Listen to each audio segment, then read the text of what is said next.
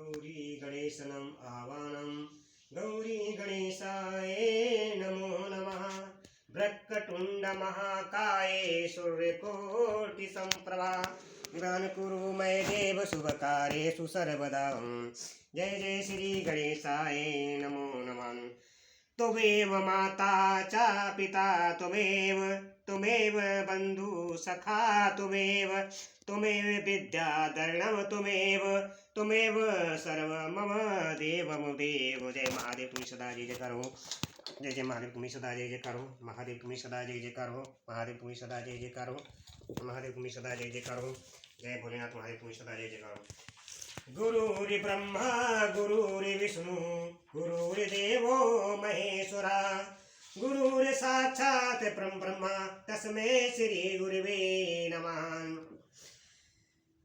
अब मैं शिव पुराण में चंचुला की प्रार्थना से ब्राह्मण का उसे पूरा शिव पुराण सुनाना और समय अनुसार शरीर छोड़कर शिवलोक में जा चंचुला का पार्वती जी की सखी एवं सुखी होना, मैं कथा आज ये सुनाने जा रहा हूँ। पाठ 3 से 6 से।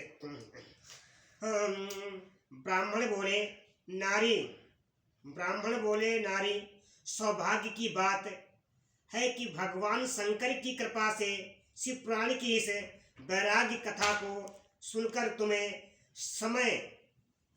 समय परिचित हो गया है।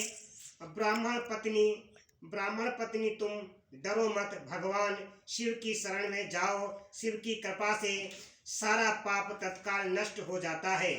मैं तुमसे भगवान शिव की कीर्ति कथा से एक उस परम वस्तु का वर्णन करूंगा जिससे तुम्हें सदा सुख देने वाली उत्तम गति प्राप्त होगी।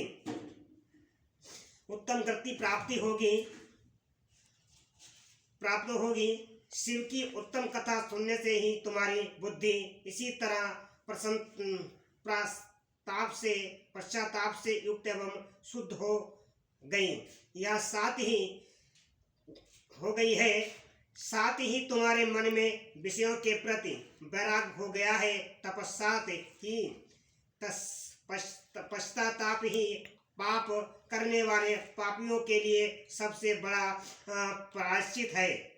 सत्पुरुषों ने सबके लिए पश्चाताप ही समस्त पापों को शोधक बताया है।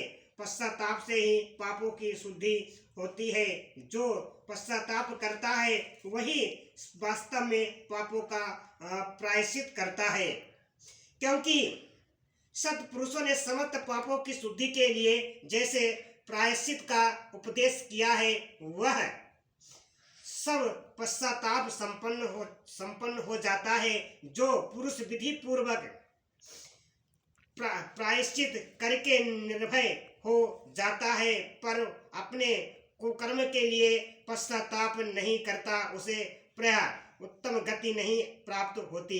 परंतु जिसे अपने कुकर्म पर अधिक पश्चाताप होता है वह अवश्य ही उत्तम गति का भागी होता है, इसमें संशय नहीं है। इस शिव पुराण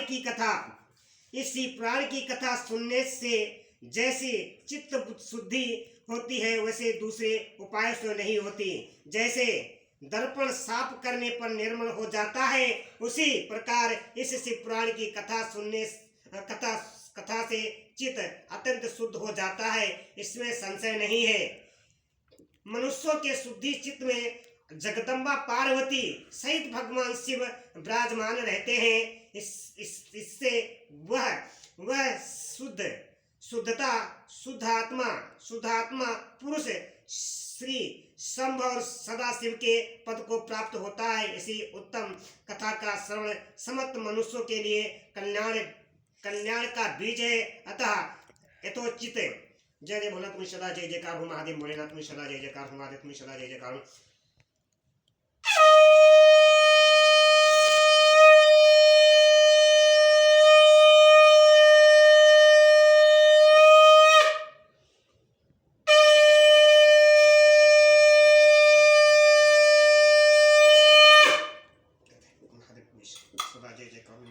महादेव पुरी सदा जय जयकार हो, भोलेनाथ महादेव पुरी सदा जय जयकार हो, महादेव पुरी सदा जय जयकार हो। जय जय कहा के कपूर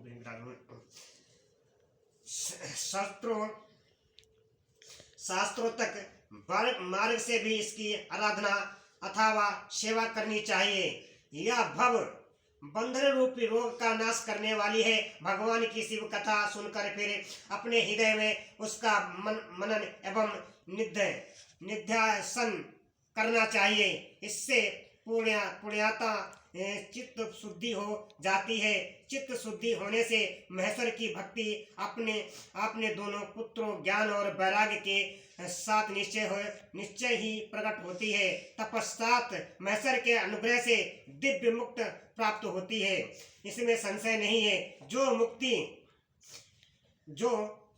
मुक्ति से वंचित है उससे पशु समझना चाहिए, क्योंकि उसका चित्त माया के बंधन में आसक्त है। वह निश्चय ही संसार बंधन से मुक्त नहीं हो पाता। ब्राह्मण पत्नी, इसीलिए तुम विषयों से मन को हटा लो और भक्ति भाव से भगवान शंकर की इस परम पावन कथा को सुनो। परमात्मा शंकर की इस कथा को सुनने से तुम्हारे चित्त की शुद्धि होगी और इससे तुम्हें मोक्ष की प्राप्ति हो जाएगी। जो निर्मल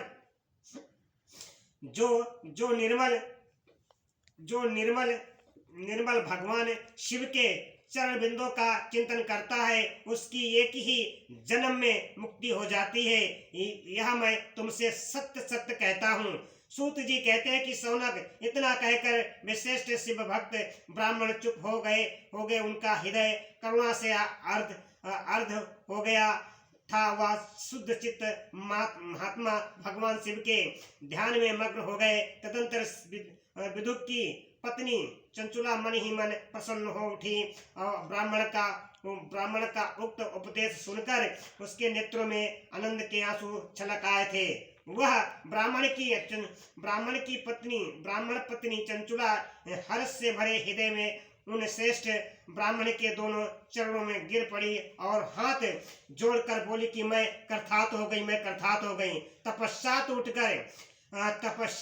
उठकर वैराग्य उक्त उत्तम बुद्धि वाली वह स्त्री, जो अपने पापों के कारण अतिक्त थी, उन महान शिव भक्त ब्राह्मण से हाथ जोड़कर गदगद वाणी में बोली। चंचुला ने कहा कि ब्राह्मण शिव भक्तों में श्रेष्ठ स्वामिनी, आप धन्य हैं, परमार्थदर्शी है और सदा परोपकार में लगे रहते हैं, इसीलिए श्रेष्ठ साधु पुरुषों में प्रशंसा के योग्य हैं। साधु, मैं नरक के समुद्र में गिर रही हूँ, आप मेरा उद्धार कीजिए। पौराणिक अर्थ तत्व से संपन्न जिस सुंदर शिव पुराण की कथा को सुनकर मेरे मन में संपूर्ण विषयों से वैराग्य उत्पन्न हो गया है। उसी इस शिव पुराण को सुनने के लिए इस समय मेरे मन में बड़ी श्रद्धा हो रही है। सूत जी कहते हैं कि ऐसा कहकर हाथ जोड़कर उनका अनुग्रह पाकर चंचुला उस शिव पुराण की कथा को सुनने की इच्छा मन में लिए उन ब्राह्मण देवता की सेवा में तत्पर हो वहां रहने लगी। तदंतर शिव भक्तों में श्रेष्ठ और शुद्ध बुद्धि वाले उन ब्राह्मण देव ने उसी स्थान पर उस स्त्री को शिव पुराण की उत्तम कथा सुनाई। इसी प्रकार उस गोकर्ण नामक महाक्षेत्र में उन्हीं श्रेष्ठ ब्राह्मण से उसने शिव पुराण की वह परम उत्तम कथा सुनी, जो भक्ति ज्ञान और वैराग्य को बढ़ाने वाली तथा मुक्ति देने वाली है। उस परम उत्तम कथा को सुनकर वह ब्राह्मण पत्नी अत्यंत कृतार्थ हो गई। उसका चित्त शीघ्र ही शुद्ध हो गया। फिर भगवान शिव के अनुग्रह से उसके हृदय में शिव के सत गुण रूप चिंतन होने लगा। इसी प्रकार उसने भगवान शिव में लगी रहने वाली उत्तम बुद्धि पाकर शिव के सच्चिदानंदमय स्वरूप का बराबर चिंतन आरंभ किया। तत्पश्चात समय के पूरे होने पर भक्ति ज्ञान और वैराग्य से युक्त हुई चंचुला ने अपने शरीर को बिना किसी कष्ट के त्याग दिया। इतने में ही त्रिपुर शत्रु भगवान शिव का भेजा हुआ एक दिव्य विमान द्रुत गति से वहां पहुंचा, जो उनके अपने गणों से संयुक्त और भांति भांति के शोभा साधनों से संपन्न था। चंचुला उस विमान पर आरूढ़ हुई और भगवान शिव के श्रेष्ठ पदार्थों से उसे तत्काल शिवपुरी में पहुंचा दिया। उसके सारे मन धुल गए थे। वह दिव्य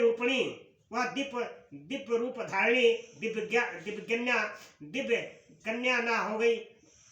कन्या हो गई थी। उसके दिव्य अवश्य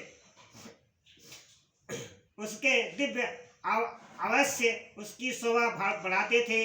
मस्तक पर अधर चंद्र का मुकुट धारण किए वह गौरांगी देवी शोभाशाली दिव्य आभूषणों से विभूषित थी। शिवपुरी में पहुंचकर उसने सनातन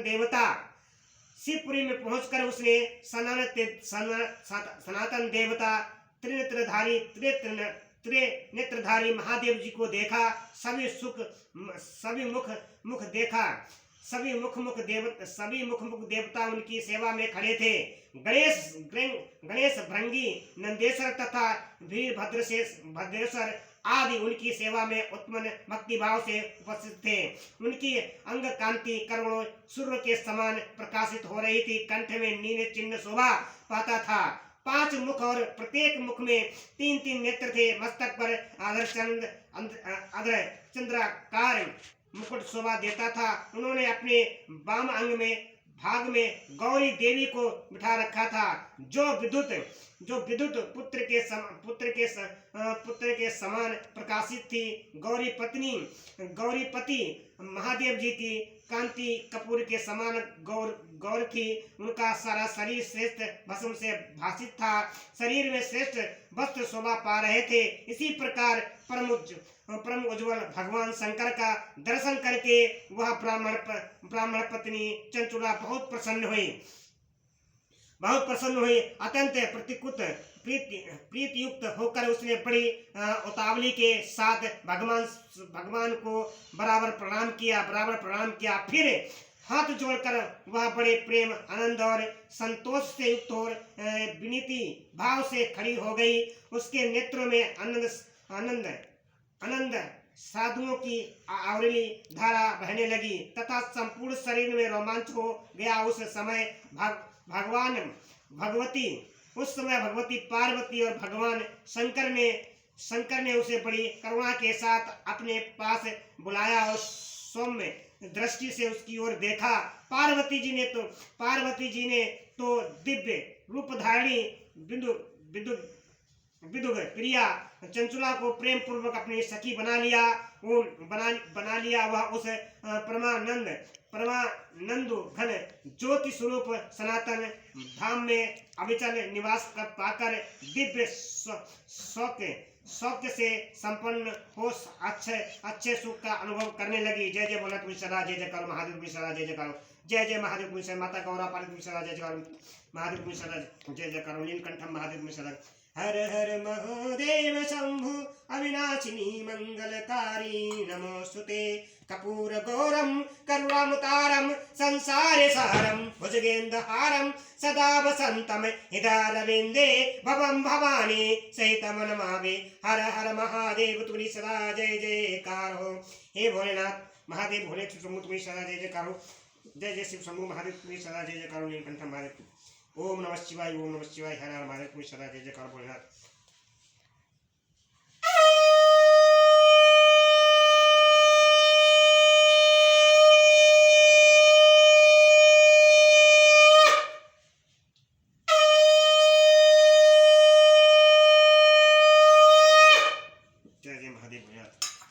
जय शिव शंभु भोलेनाथ महादेव तुम्हें सदा जय जयकार हो। महादेव भोलेनाथ महादेव तुम्हें सदा। मैंने चंचुला की ब्राह्मण पत्नी चंचुला की आज कथा सुनाई है। इस कथा को जो सुनेगा और मन लगा के ध्यान लगा के सुनेगा, इस कथा को जो आगे शेयर करके बढ़ाएगा, सब सनातन धर्मियों को ही पहुंचाएगा, उसको बड़ी सुख की प्राप्ति होगी। चंचुला शिव धाम को प्राप्त हो गई। ब्राह्मण पत्नी शिव चंचुला ने शिव को प्राप्त हुई, ब्राह्मण शिव कथा सुनी थी और कलयुग में बहुत अच्छी है कथा। सब लोग सुने, इस कथा को स्वीकार करें, अपने कानून सुने, बढ़िया से मन लगा के सुने, सारे कष्ट पाप में कलयुग के सारे पाप नष्ट हो जाएंगे। जय बोले हर हर महादेव, सदा जय जयकार हो।